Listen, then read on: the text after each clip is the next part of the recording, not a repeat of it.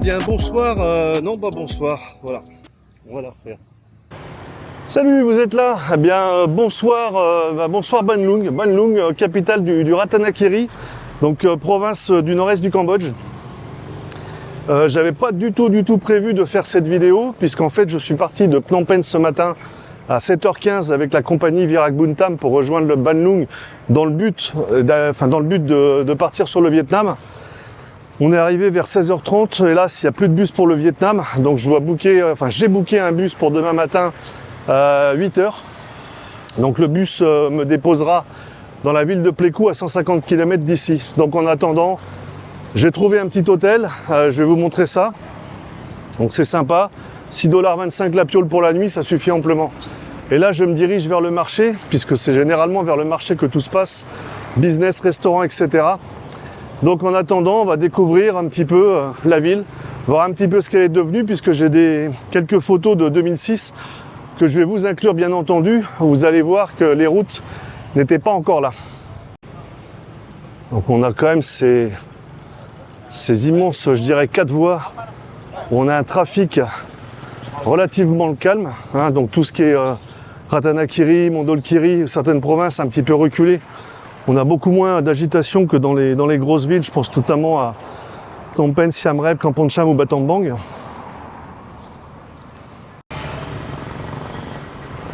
Donc voilà, donc après 1 kilomètre à pied, j'arrive dans le centre de Bandlung, alors aisément reconnaissable avec cette statue là au milieu. Et tout au fond, vous avez le marché. Donc j'espère qu'il n'est pas trop tard pour pouvoir s'y diriger. Alors toujours être prudent quand on traverse au Cambodge, même dans des villes où la circulation est quand même beaucoup plus calme. Gardez un œil sur ce qui se passe sur la route. Non, bon, je ne vais pas vous énumérer. Je ne vais pas vous énumérer comme je le fais à Phnom Penh, en fait, tout ce qui est marché, etc. Mais bon, on a quand même beaucoup de vendeurs qui proposent divers produits.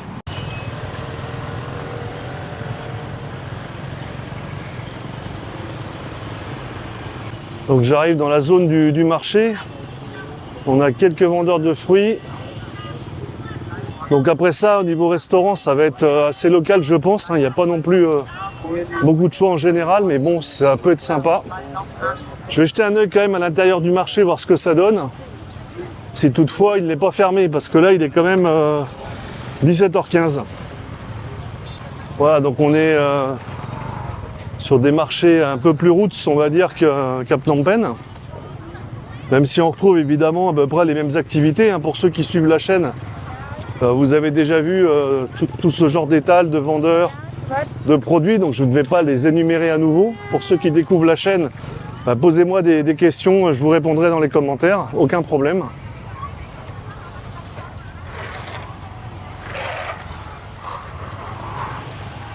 Donc voilà le marché couvert de Bandlung. On peut aller jeter un œil quand même. Ah ouais, non, en fait, on va avoir un marché de produits, pas forcément de restauration. Là, on a tous les bijoutiers. Donc là, évidemment, avec l'heure, tout le monde ferme.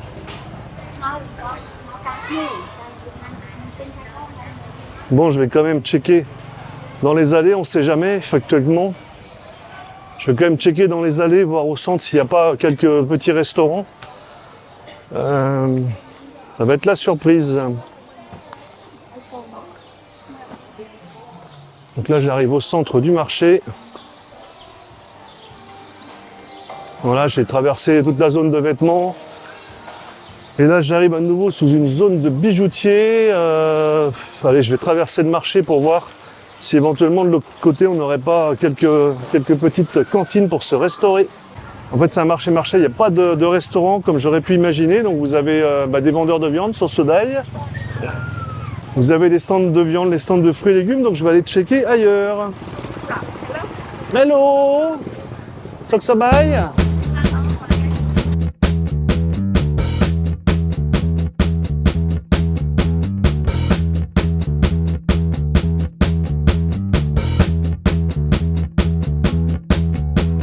Donc on a vraiment fait le tour du marché là, hein. Donc le marché, c'est le marché et aux alentours je ne vois aucun restaurant.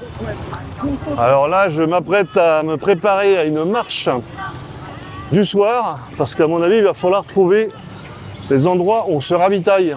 Alors oui, il y a Internet, oui, il y a un tas de trucs, mais moi j'aime bien me balader et sentir les choses.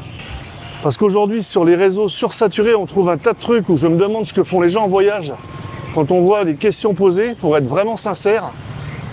Donc j'ai quand même des souvenirs, il y a 20 ans, sans Internet, on arrivait dans une ville, on prenait son sac à dos, on avait sa paire de pompes, on marchait, on voyait ce qui se passait. Ce qui était quand même beaucoup plus intéressant que d'avoir un tas de trucs. Bonjour, j'arrive à Bandung, est-ce que je peux boire un verre avec quelqu'un? Je suis perdu. Bah, dans ces cas-là, si vous êtes perdu, voyagez pas, restez chez vous.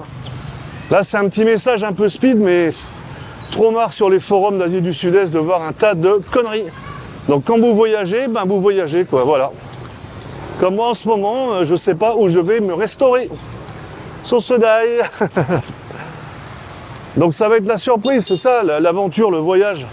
Pas besoin d'être dans la jungle à coups de machette, quoi. Juste pouvoir se balader, sentir les choses et se faire plaisir. Alors des beaux trottoirs, un petit peu défoncés, mais avec des beaux palmiers et des beaux frangipaniers. C'est toujours sympa d'avoir un peu de verdure autour de soi. Donc je n'ai pas trouvé de resto, je vais me diriger vers le petit lac. Il y a un petit lac en contrebas. On va aller jeter un œil. Enfin en contrebas, le lac il est à 2 km.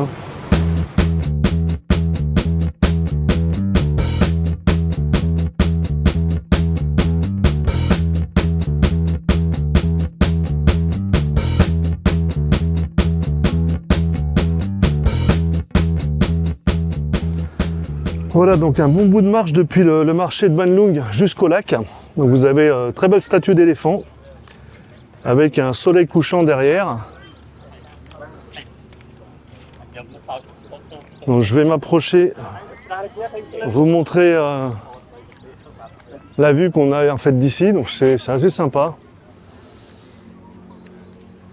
Quelques personnes viennent en fait admirer le coin. Bon, je pense qu'on n'a pas trop d'eau. Parce qu'en saison des pluies, on doit avoir de l'eau un peu jusqu'ici. Et en face, on peut faire un petit coucou à Pierre-Yves Clay, les Terres Rouges, le lodge des Terres Rouges.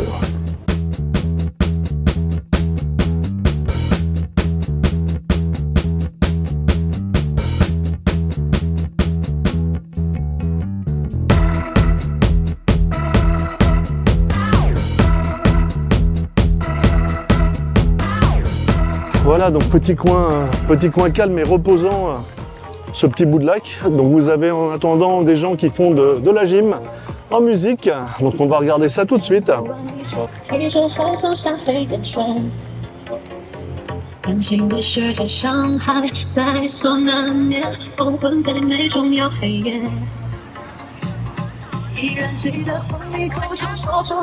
Voilà, une sorte d'aérobic.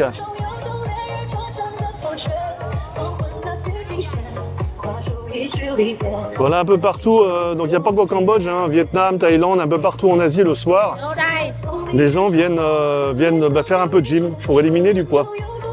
Et là ici c'est assez sympa, ils ont installé un petit zipline, donc pour les amateurs de petites sensations, parce que c'est pas très haut, il y a 7-8 mètres je pense, bah voilà, vous pouvez vous atteler au harnais et traverser en fait une partie du lac sur le zipline. Donc là hélas, bon il est peut-être un peu tard, il n'y a personne. Et vous atterrissez de l'autre côté, tout là-bas. Bon, je suis pas forcément téméraire, mais je suis curieux, je vais essayer de me renseigner pour voir combien coûte éventuellement le tour en zipline. Ok, vous avez un ticket office, c'est même écrit en anglais, donc je pense qu'il doit y avoir des touristes qui doivent s'adonner à cette petite galipette dans les airs. Sosodai, Soksabai, I would like to know how much is the price for the zipline?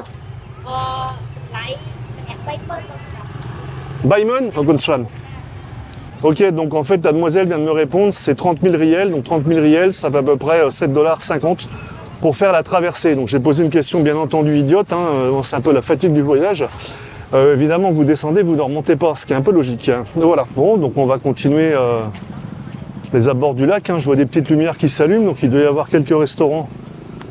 Alors là, pour l'instant, c'est dépôt de chips, café, mama, etc. Donc c'est pas trop ce que je recherche. Tant qu'à faire, je prendrais bien un truc avec du solide dedans. Pour ce d'ail. Donc c'est un peu le côté, je pense, animé de Bandung le soir. Voilà, en contrebas, vous avez des jeux pour les enfants. Donc je trouve ça plutôt sympa, ce petit parc. Alors apparemment, un monsieur m'a expliqué que l'eau que vous voyez, il y a une espèce de barrage justement pour éviter à la saison des pluies que tout vienne éventuellement inonder les lieux. Mais bon, c'est intéressant d'avoir développé ce genre d'endroit, je trouve, pour les enfants. Alors, vous voyez, même les arbres, en fait, on a mis des bolets autour des cocotiers. Reste à voir si ce sont des petites cantines qui servent du riz ou si ce sont juste des snacks à emporter. On va voir ça tout de suite. Bon, c'est vrai qu'en général, je ne suis pas trop difficile tant qu'on ne m'amène pas d'abat, de boue bizarre, de bidoche dans un plat. Donc, je vais voir. Non, pour l'instant, ce que je vois, c'est vraiment des petites roulottes ou des cafés au loin. Donc, c'est pas trop ce que je recherche, le café. Ah non, là, c'est un marché. C'est pas un restaurant. Et là, c'est un truc à pizza. Aïe, aïe, aïe, un truc à pizza. Quelle horreur, mon Dieu. Quelle horreur. Voilà, donc je vous montre, vous avez donc ces petites brochettes, vous avez tout à base de saucisses de porc, vous avez ce qu'on appelle de tecampe, c'est donc du jus de canne, en cône. Et vous avez pour les plus gourmands, popcorn et puis des espèces de petites crêpes. Tout ça bien sucré, mais je ne trouve pas de riz.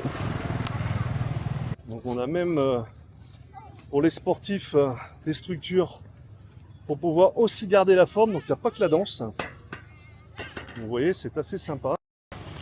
On a ça aussi au Riverside à Phnom Penh.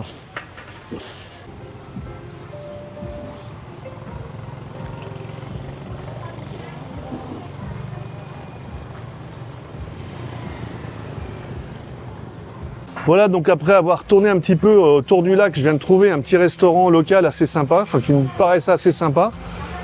Ça a été un peu compliqué, je vous ai épargné le menu, hein, je suis tout seul, je suis plus avec mon ami Pat, c'est pour toi.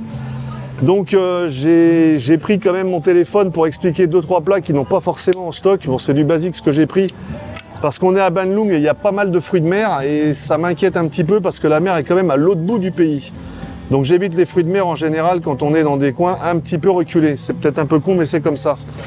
Donc voilà, je me pose, donc je prends une petite bière. On me sert la bière comme en Asie, donc avec des glaçons et une petite paille. Donc c'est une Anchor White qui vaut $1.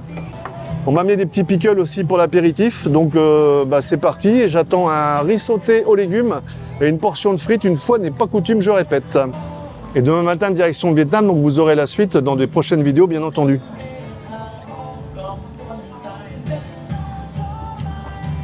La bière à la paille, il y avait très longtemps, mais je vais pas me plaindre. Il est 18h15, hein, donc bonne journée à glandouiller dans le bus. Il y a des sourires partout parce que vous vous doutez bien qu'il n'y a pas énormément de touristes. Alors je vais goûter ça, une espèce de pickle, voilà.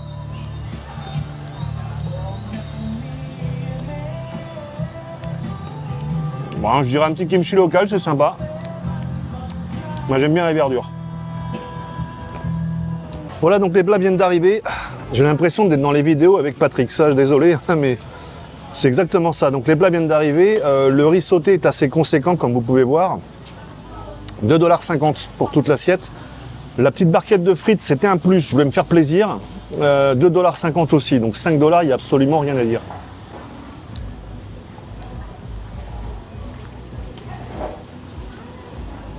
Des petites frites surgelées, bien décongelées, bien cuites, donc impeccable. Alors j'ai pris une petite sauce épicée. Le riz est excellent, mais alors il y en a pour deux. Donc si j'avais su, je serais venu à deux. On va essayer de tout manger. Je fais un petit break là, durant ce repas qui est malgré tout copieux, même si j'ai pas mangé grand chose dans le bus. Là, ça va me caler.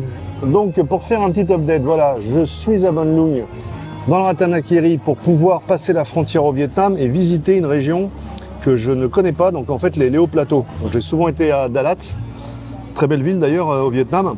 Donc j'ai décidé cette fois-ci de me rendre sur Pleiku, Kon Tum, et de redescendre ensuite sur Bon Matuot, vraisemblablement Dalat et peut-être Saigon, ça va être à voir. Oui, j'aime beaucoup le Vietnam. Le Vietnam, c'est pas forcément facile quand on voyage par la route d'aller un peu partout où on veut parce que les trajets sont assez longs et le pays est longiligne, hein, il y a plus de 2000 km du nord au sud.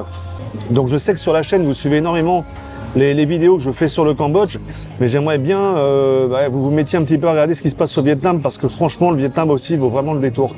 Donc il y a une série de vidéos qui viendra. Alors j'ai aucune idée. Je parlais tout à l'heure de gens qui voyagent. Là, j'ai juste des spots sur une carte. J'ai aucune idée de ce qui m'attend, de ce que je vais voir, donc je vais découvrir au fur et à mesure.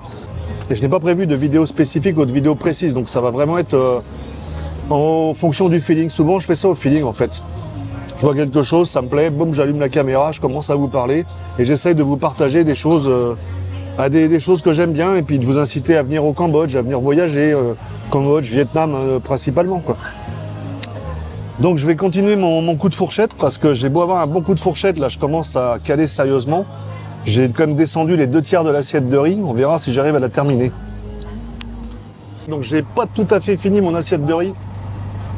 J'ai pris un petit tuk-tuk pour rentrer à l'hôtel. Bon, il y a 700-800 mètres, c'est pas énorme, mais je suis un petit peu plein. Donc, petite soirée agréable, petite fin de journée agréable sur Ben Lung. Bon, je vous dirais bien de venir visiter, mais vous n'avez pas vu grand-chose.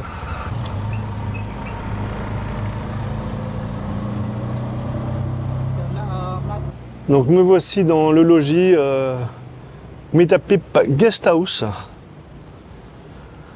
Le logis de la soirée, de la nuit. Coup de bol, je suis au rez-de-chaussée, j'ai pas besoin de me faire chier à monter des escaliers. Pour une fois, c'est pas trop mal. Un bracadabra. Nous arrivons donc dans une piole assez basique. Moi, ça me suffit du moment qu'il y a un matelas, que c'est pas trop crado. Voilà. Donc là, je vais quand même me poser un peu, prendre une bonne douche. Parce que la journée a quand même été assez longue. Pas harassante puisque j'ai passé la majeure partie du temps dans le bus. Enfin voilà, donc pour Ben Lung pour aujourd'hui, c'est terminé. Donc j'espère que cette petite présentation assez rapide, ma foi, vous aura quand même plu. Je vous dis, restez sur la chaîne et puis abonnez-vous. Hein, n'hésitez pas à vous abonner, ça c'est très important. Je commence à le répéter souvent parce que je vois les stats et je vois beaucoup de gens qui viennent voir les vidéos et qui ne s'abonnent pas. Et la suite, la suite va se passer au Vietnam. Donc j'espère que vous allez apprécier la série qui va arriver. Quant à moi, je vous dis portez-vous bien, à bientôt, ciao.